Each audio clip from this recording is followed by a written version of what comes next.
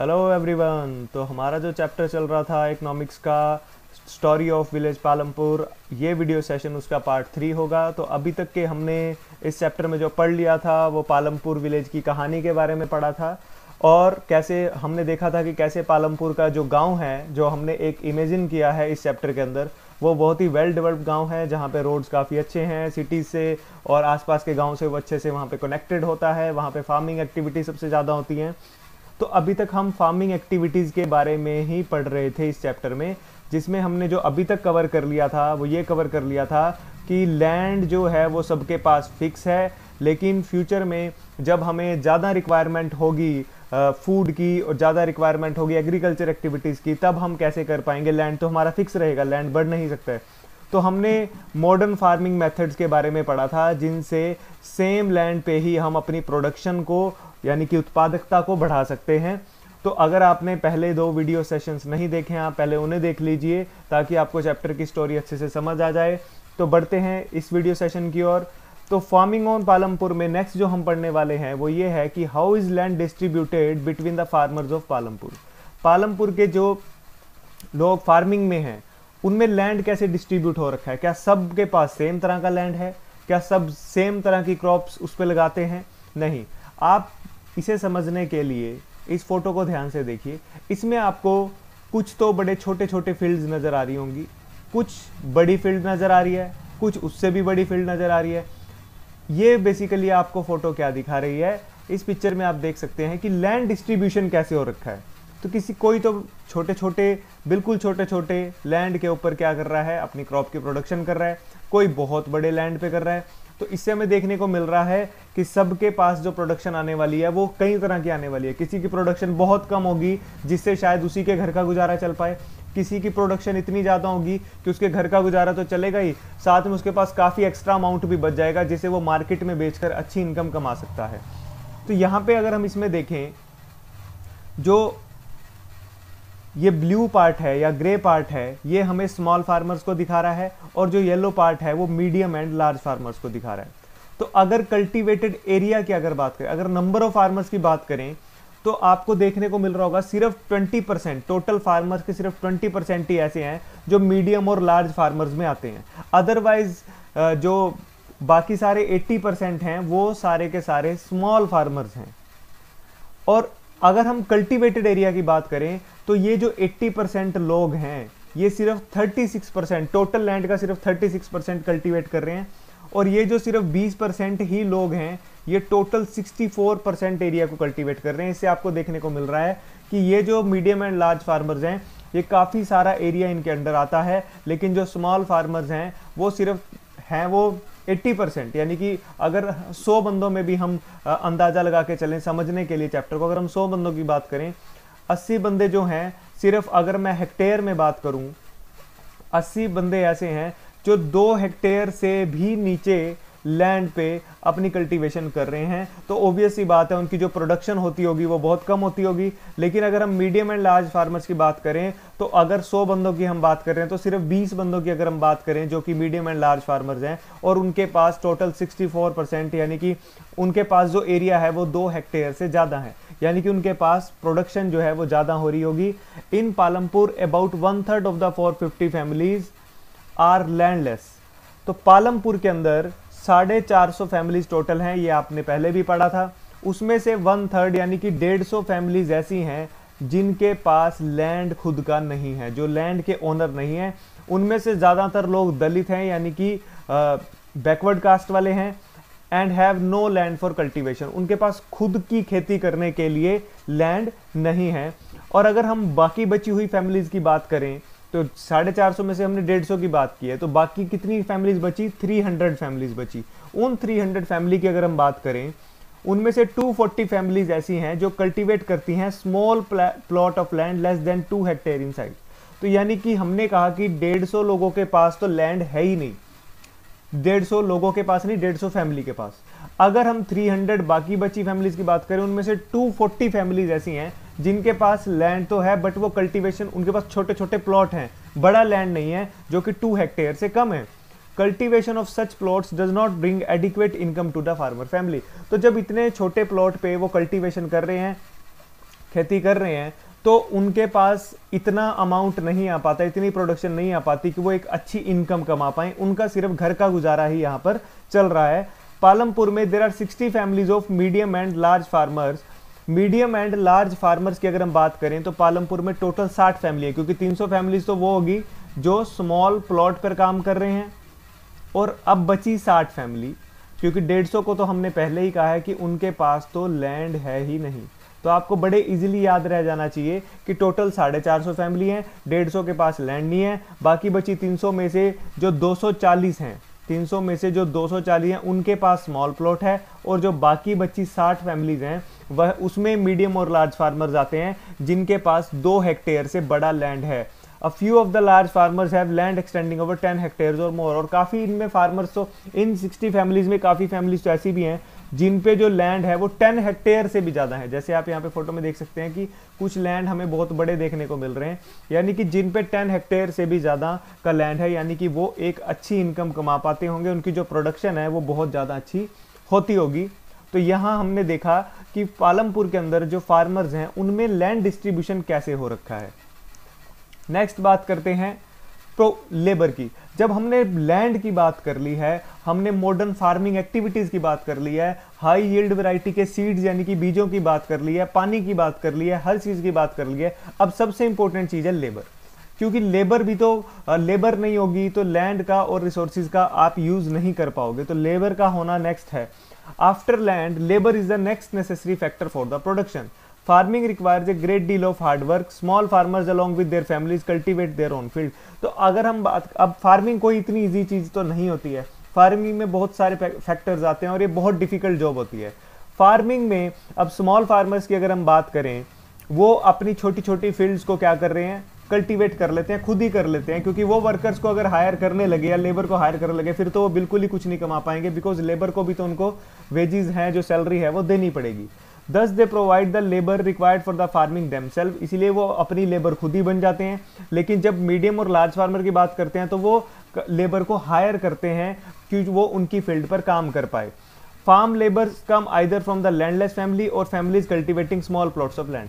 अब ये जो फार्म के लिए लेबर है, फार्म के लिए जो लेबर है, ये कौन लोग होते हैं? या तो ये वो लोग होते हैं जिन पे खुद का कोई लैंड है ही नहीं है, जिनको काम चाहिए, या फिर वो लोग होते हैं जो स्मॉल फार्मर्स हैं, यानी कि जिनके पास अपने स्मॉल प्लॉट हैं, वो वहाँ भी खेती कर रहे हैं, बट उन्हें भी पता है इससे हमारा खुद का गुजारा ही चल सकता है, हम कमाएंगे कहाँ से? अगर इस बार हमने जितनी भी फसल लगाई है उससे सिर्फ हमने ही खा ली अगर वो, तो अगली फसल लगाने के लिए हमारे पास पैसे कहाँ से आएंगे? इसलिए वो क्या करते हैं, अपने स्मॉल प्लॉट पे भी फार्मिंग करते हैं और साथ में जो बड़े फार्मर हैं उनके वहाँ भी जाके वो काम करते हैं ताकि वो थोड़ी इनकम जनरेट कर पाएं।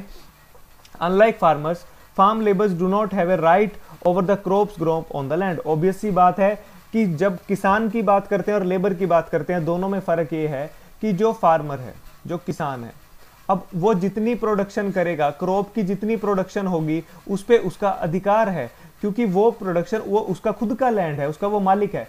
लेकिन जब हम लेबर की बात करते हैं, उसका कोई भी राइट नहीं है, कोई अधिकार नहीं है क्रॉप प्रोडक्शन पे, यानी काम तो वो कर रहा है, उसी के कारण ही क्रॉप्स लगेंगी, बट उन जो क्रॉप्स लगी हैं उस पे उसका कोई अधिकार नहीं है, बिकॉज वो उस जमीन का मालिक नहीं है। उसने अपना काम कर दिया, उसके बदले में जो भी पैसे बनते हैं वो उसको मिल जाएंगे। Instead they are paid wages by the farmers. जो मैंने अभी बताया कि उनको वेजेस मिल जाती हैं, वो कैश में भी हो सकती हैं वेजेस, और जरूरी नहीं है कि सभी फार्मर जो वेजेस कैश में देते हैं वो कई बार क्रॉप्स भी दे देते हैं, यानी कि टोटल प्रोडक्शन में से कुछ हिस्सा फसल का वो उनको दे देते हैं जब फाइनल फसल तैयार हो जाती है। Wages vary widely from region to region, from crop to crop, from one farm activity to another. अब ये जो वेजेस हैं, जो सैलरी है, ये भी कोई फिक्स नहीं है वर्कर्स के लिए, पर्सन टू पर्सन वेरी करती है, एक क्षेत्र से दूसरे क्षेत्र में अलग अलग हो जाती है, एक एक्टिविटी से दूसरी एक्टिविटी में अलग अलग हो जाती है। जैसे कुछ लोग बीजने का काम करते हैं, सोइंग का काम करते हैं, और कुछ लोग जब फसल तैयार हो जाती है उसको काटने का काम करते हैं, तो उनके काम के अकॉर्डिंग अलग अलग सैलरीज हैं सबकी, और सभी फार्मर्स अलग अलग सैलरी देते हैं। कुछ ऐसा फिक्स नहीं है कि सबको इतने रुपए तो मिलेंगे, कुछ कम दे देते हैं तो कुछ ज़्यादा भी दे देते हैं। There is also a wide variation in the duration of employment. अब आपको पता है लेबर की जब हम बात कर रहे हैं, वो भी फार्मिंग लेबर की बात कर रहे हैं, तो उनकी एम्प्लॉयमेंट कोई फिक्स नहीं है, कोई उनके पास नौकरी जो है वो सारा साल नहीं है। जब फसल का टाइम आएगा, सीजन का टाइम आएगा, तभी उनको काम मिलेगा। उसके बाद ऐसा भी होता है कि जब फसल नहीं लग रही तो वो फ्री बैठे रहते हैं और उनके पास इनकम का यानी कि आय का कोई सोर्स नहीं होता। A farm labour might be employed on a daily basis और from a one particular farm activity like harvesting for the whole year. अब जो फार्म की लेबर है उसको डेली बेसिस पे भी रखा जा सकता है। जैसे कुछ लोगों को कुछ दिन का काम है तो वो क्या करेंगे, उसको डेली बेसिस पे रख लेंगे और उनको डेली का काम करने के बाद सुबह से शाम तक काम करवाएंगे और शाम को उनकी सैलरी दे देंगे पर डे के हिसाब से। लेकिन ऐसा भी हो सकता है कि कुछ लोग उनको पूरे साल के लिए अपने पास रख लें, कि जब भी हार्वेस्टिंग का समय आएगा, साल के लिए उनको हायर कर लिया, हार्वेस्टिंग का समय आएगा वो उनके खेतों में काम करेंगे, उनको फिक्स कर दिया कि हमारा जब भी काम आएगा हम आपको ही काम देंगे। इसलिए कुछ लोग एक साल के लिए लेबर को फिक्स भी कर लेते हैं। तो यहाँ हमने देखा कि लैंड के बाद सबसे इंपॉर्टेंट चीज है लेबर। अब लेबर जो है वो बहुत ही अबंडेंस में यानी कि बहुत अधिक मात्रा में अवेलेबल है। क्यों अवेलेबल है? क्योंकि काम तो सबको चाहिए। अभी हमने देखा कि 80% फार्मर्स ऐसे हैं जो स्मॉल फार्मर्स हैं। अब स्मॉल फार्मर्स हैं तो उनको एक्स्ट्रा काम तो चाहिए होगा ना, तो इसलिए वो लेबर के रूप में भी काम कर लेते हैं। और जिनके पास लैंड नहीं है वो भी लेबर के रूप में काम कर लेते हैं। हमने कहा था 450 फैमिलीज में से 150 फैमिली के पास लैंड नहीं है, तो इनको भी तो जीवन चलाने के लिए कुछ काम चाहिए। तो यानी कि अगर हम लेबर की बात करें तो लेबर बहुत अधिक मात्रा में अवेलेबल है, सबको काम चाहिए कहीं ना कहीं। ठीक है, तो बढ़ते हैं नेक्स्ट स्लाइड की ओर। अब बात आती है, हमने लैंड की बात कर ली, अब हमने लेबर की बात कर ली, अब हम बात कर रहे हैं कैपिटल नीडेड इन फार्मिंग की। फार्मिंग जब आप कर रहे हो, खेती कर रहे हो, पैसा भी तो चाहिए, उस पैसे की हम बात कर रहे हैं। You have already seen that the modern farming methods require a great deal of capital. जब हमने पढ़ा था मॉडर्न फार्मिंग मेथड्स के बारे में तो हमने पढ़ा था कि वो मॉडर्न फार्मिंग मेथड्स प्रोडक्शन को तो बढ़ा देंगे बट इनिशियली उनमें इन्वेस्टमेंट भी ज़्यादा आती है, खर्च भी ज़्यादा आता है, क्योंकि जो हाई यील्ड वैरायटी के सीड्स हैं, जो ट्रेडिशनल बीज हैं, उनसे वो महंगे आएंगे। और जब हाई यील्ड वैरायटी के सीड्स होंगे तो हमें केमिकल्स यूज करने पड़ेंगे, इंसेक्टिसाइड, पेस्टिसाइड यूज करने पड़ेंगे, तो वो जो आएंगे वो भी बहुत महंगे आएंगे। तो इन सब के लिए पहले पैसे भी तो होने चाहिए, तभी तो आप इन सब को खरीदोगे और अपने लैंड पे इस्तेमाल करोगे। ठीक है, तो अब हम बात करते हैं कि ये पैसा स्मॉल फार्मर्स के पास कैसे होता है और लार्ज फार्मर्स के पास कैसे होना चाहिए। Most small farmers have to borrow money to arrange for their capital. अब जितने भी छोटे किसान हैं उनके पास ये पैसा पहले से नहीं होता, बिकॉज उनके पास इतनी ज़्यादा प्रोडक्शन हो ही नहीं रही थी कि वो एक्स्ट्रा इनकम कमा पाएं, उनका सिर्फ घर का गुजारा चल रहा था। तो जब बात आती है प्रोडक्शन की और मॉडर्न फार्मिंग मेथड को यूज़ करने की, तो स्मॉल फार्मर को तो कहीं से पैसा उधार लेना पड़ेगा, तभी वो अरेंज कर पाएगा capital. They borrow from the large farmers और द विलेज मनी लेंडर्स और the traders who supply variation of input for various inputs for cultivation. अब उनके पास एक ही तरीके हैं, या तो वो बड़े फार्मर्स के पास जाएंगे, उनके पास पैसा है तो उनसे कुछ पैसे उधार पे लेंगे, या फिर गांव में जो मनी लेंडर लोग होते हैं, जो जिनका काम यही होता है कि वो पैसा देते हैं, उधार पे देते हैं लेकिन बदले में इंटरेस्ट लेते हैं, उन लोगों के पास जाएंगे, या फिर उन व्यापारियों के पास जाएंगे जो कल्टीवेशन के लिए, खेती के लिए कई तरह के इनपुट देते हैं। यानी कि वो व्यापारी जो मॉडर्न फार्मिंग सीड्स दे रहे हैं, वो व्यापारी जो इंसेक्टिसाइड, पेस्टिसाइड का बिजनेस कर रहे हैं, या फिर वो उनके पास जाएंगे और उनको बोलेंगे कि अभी हमें उधार पे दे दीजिए, जब हमारी फसल लग जाएगी हम धीरे धीरे करके आपके सारे पैसे उतार देंगे। The rate of interest on such loan is very high, they are put to great distress to repay the loan. Distress का मतलब होता है बहुत ज्यादा डिप्रेशन में, टेंशन में डाल देते हैं किसान को, बिकॉज जब वो किसी से पैसे उधार पे लेते हैं तो उसे वो पैसे 0% इंटरेस्ट पे नहीं लेते मिलते, उसको पैसे जब वो वापस करेगा उसको साथ साथ ब्याज भी डालना है, ब्याज भी वापस करना है। तो लार्ज फार्मर्स या फिर मनी लेंडर्स जो हैं, ये सब लोग अगर उधार पे देते हैं तो बदले में छोटे किसान को ब्याज भी देना पड़ता है। तो ये ब्याज जो है ये उसके लिए देना भी बड़ा मुश्किल हो जाता है, क्योंकि अगर सिर्फ उसे पैसे ही वापस करने होते तो वो शायद आसानी से कर सकता, बट ऊपर ब्याज भी हो जाएगा। तो ये चीज उसके लिए एक बहुत बड़ी टेंशन का कारण बन जाती है कि अगर बाय चांस फसल की प्रोडक्शन अच्छी ना हुई तो ये लोग तो पैसे मांगने आ जाएंगे, इन लोगों को फिर पैसे कहाँ से देंगे। तो यानी कि स्मॉल फार्मर्स के लिए उतना आसान नहीं होता। अगर हम बात करें लार्ज फार्मर्स की, मीडियम या फिर लार्ज फार्मर की, they have their own saving farming. अब हमें पता है कि उनके पास बड़ी बड़ी लैंड है, बड़ी बड़ी फील्ड है, तो वो जो उनके पास जो पैसा होगा वो कहीं ना कहीं सेविंग में चला गया होगा, उनके सेविंग बैंक अकाउंट में होगा, या उनके पास इतना पैसा कहीं भी होगा कि वो अगली फसल के लिए जो भी बीज चाहिए, जो भी इंसेक्टिसाइड, पेस्टिसाइड जो भी चाहिए, वो हर चीज खुद से खरीद पाएं, उन्हें किसी से उधार ना लेना पड़े। Thus they are able to arrange the capital needed. तो इस तरह वो उनको तो जो कैपिटल चाहिए होती है वो अरेंज कर लेते हैं, लेकिन स्मॉल फार्मर्स के लिए कैपिटल अरेंज करना बहुत मुश्किल हो जाता है। नेक्स्ट यहाँ पे आप सबकी एनसीईआरटी के बुक में, एनसीईआरटी की बुक सबके पास होगी, ये एक एक्टिविटी दे रखी है, छोटी सी एक्टिविटी है, इसको इग्नोर नहीं करना। कुछ फिल इन द ब्लैंक्स हैं। आप तीनों वीडियोस देख लीजिए जो भी अभी तक अपलोड किए गए हैं इस चैप्टर से रिलेटेड। अगर आपने उनको समझ लिया, आप 2 सेकंड के अंदर इसको कर सकते हो। ये बहुत ही ज़्यादा इजी है, ये आपको खुद करना है। करने के बाद आंसर्स आपने मुझे सेंड करने हैं, मैं आपके आंसर्स चेक करूंगा और जो लोग मुझे आंसर सेंड करेंगे उनको ही मैं सिर्फ इसका सॉल्यूशन दूंगा। ओके, तो सभी ने ये एक्टिविटी करनी है, बहुत आसान है, बहुत ईजी है, आप बड़े इजीली कर पाएंगे। नेक्स्ट बात आ जाती है sale of surplus farm products. अब फार्मिंग की लास्ट चीज आ जाती है, हमने लैंड की बात कर ली, हमने मॉडर्न फार्मिंग मेथड्स की बात कर ली, हमने लेबर की बात कर ली और हमने कैपिटल की बात कर ली। यानी कि जब हमने इन सारी चीज़ों की बात कर ली तो यानी कि हम फाइनली इन सारी चीज़ों को मिला के क्या कर सकते हैं, अपनी कल्टीवेशन कर सकते हैं, खेती कर सकते हैं, कृषि कर सकते हैं।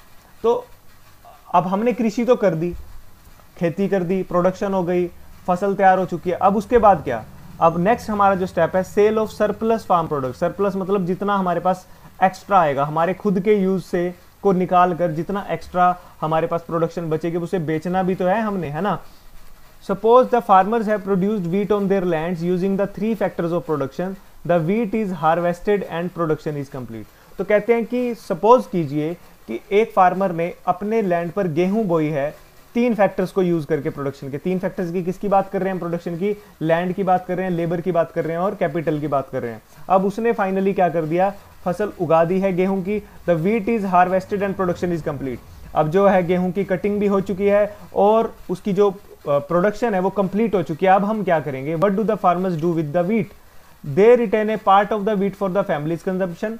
वो अपनी फैमिली के जितनी भी यूज में आनी चाहिए उसके अकॉर्डिंग कुछ रख लेते हैं और जो एक्स्ट्रा गेहूं होगी उसको बेच देंगे। Small farmers have little surplus wheat because their total production is small. Obvious सी बात है, अभी मैंने आपको बताया कि जो छोटे किसान हैं उनके पास ये जो सरप्लस अमाउंट होना चाहिए बहुत कम ही होगा, बिकॉज उनकी तो पहले ही प्रोडक्शन छोटी छोटी फील्ड पे तो प्रोडक्शन कर रहे थे। So it is the medium and the large farmer who supply wheat to the market. तो मीडियम लेवल के बड़े किसान नहीं होते हैं जो मार्केट में जाके अच्छी क्वांटिटी में अपनी गेहूं को बेच पाते हैं। The traders at the market buy the wheat and sell it further to the shopkeepers in the town. तो ये कैसे काम चलता है कि जो किसान है उसने उस गेहूं को कहाँ पे बेचा, मार्केट में जाके बेचा, वहां से व्यापारियों ने उसको उठाया, उसको मार्केट में लेके गए और जो शॉपकीपर्स हैं उनको जाके दे दिया। फिर वहां से जो लोगों को, जो आम लोग हैं जिनको गेहूं चाहिए लेकिन वो उनके खुद के खेत नहीं है, वो फिर उन शॉपकीपर से जाके खरीदते हैं। Other large and medium farmer sell the surplus farm products, a part of the earning is saved and kept for buying the capital of the next season. अब ये जो मार्केट में जाके छोटे मतलब मीडियम और लार्ज जो फार्मर्स हैं, बड़े लेवल के जो फार्मर्स हैं, जब ये मार्केट में जाके बेच देते हैं, इससे इनके पास पैसा आता है। उस पैसे को ये बचा के फिर नेक्स्ट कैपिटल मतलब नेक्स्ट सीजन में जब इनको कैपिटल चाहिए होगी उसके लिए बचा के रख लेते हैं। Thus they are able to arrange the capital for the farming from their own savings। तो यानी कहने का मतलब वो अगली फसल लगाने के लिए जो उनको पैसा चाहिए होता है वो अपनी खुद की बचत से ही निकाल लेते हैं, किसी से उधार पर नहीं लेते।